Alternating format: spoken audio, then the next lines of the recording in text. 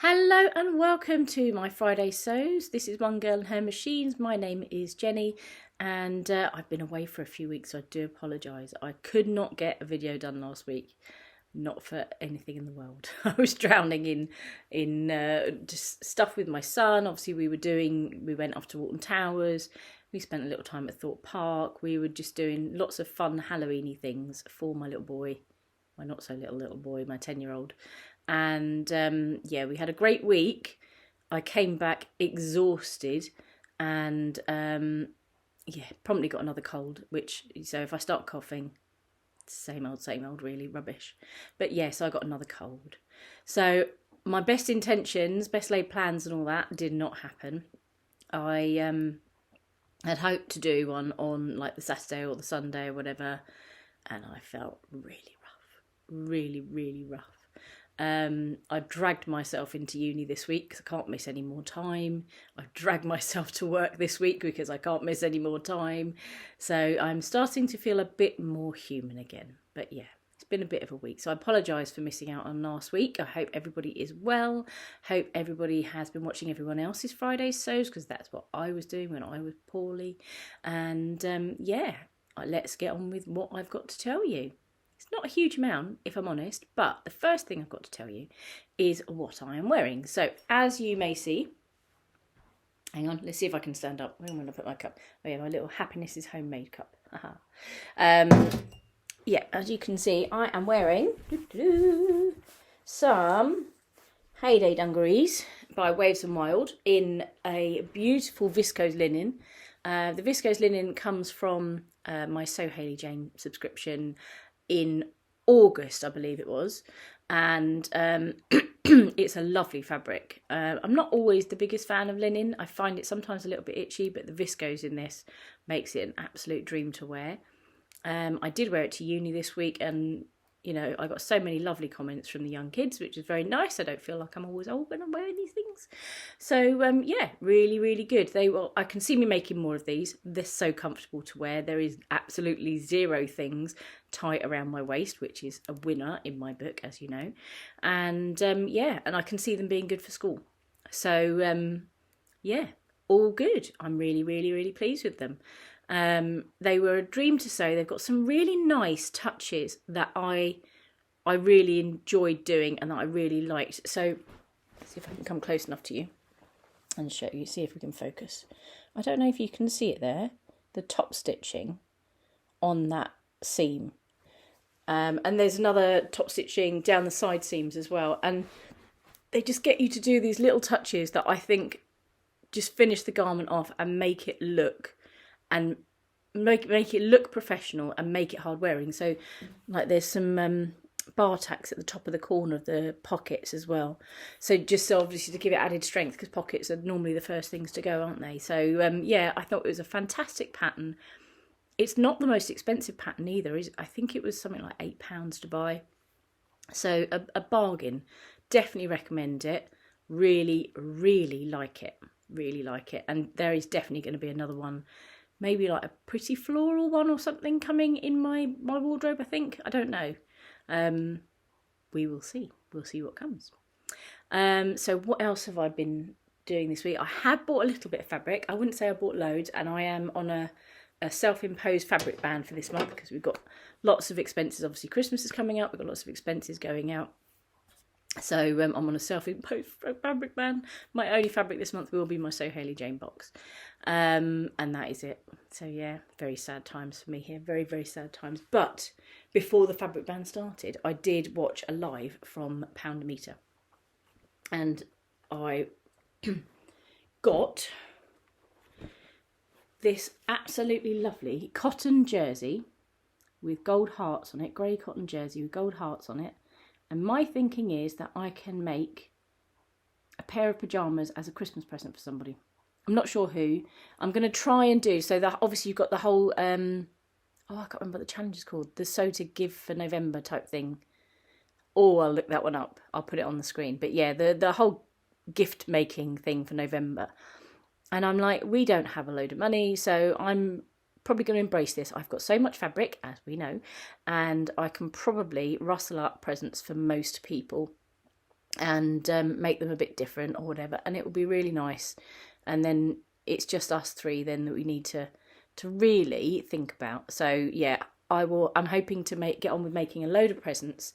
I'm going to set myself a challenge of getting, especially like the girls in the family, so my stepsisters-in-law and my mother-in-law. I'm not sure what I can make for my father-in-law. He's a little bit tougher. But yeah, all those sorts of things that we can make presents for. My mum, my sister. We don't really do presents so much, my sister and I, anymore.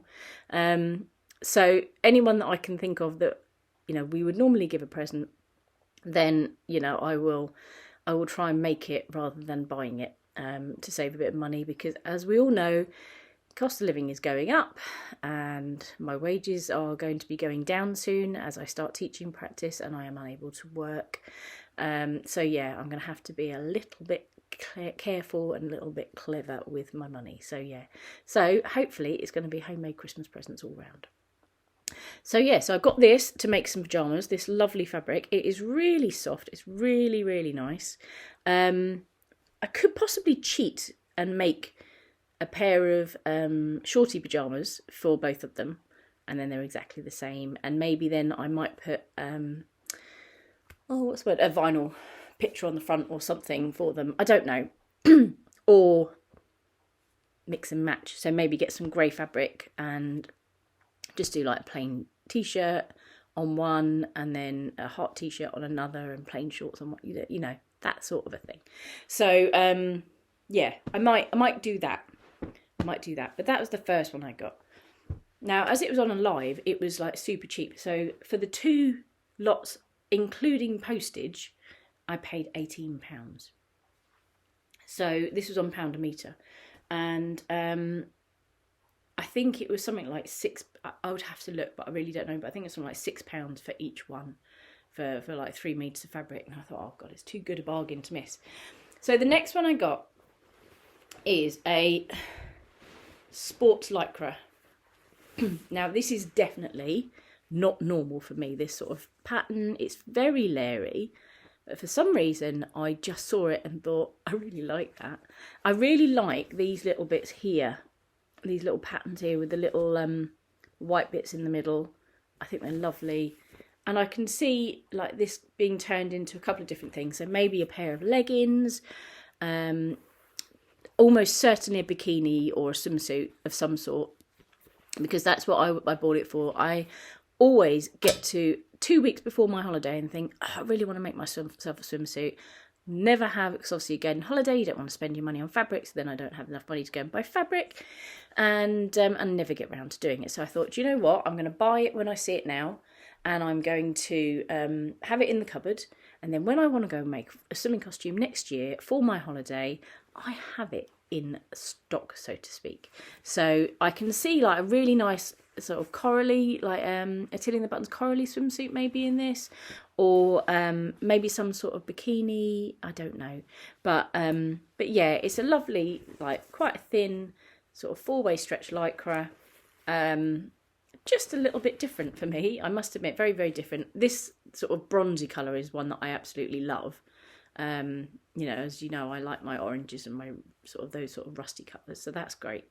And I just thought, oh, it's different. It's not your traditional animal print. I say I'm not a massive fan of that, but I did quite like it. Something took me about this, and I thought, yep, I can see me making some stuff out of that, so I got that as well.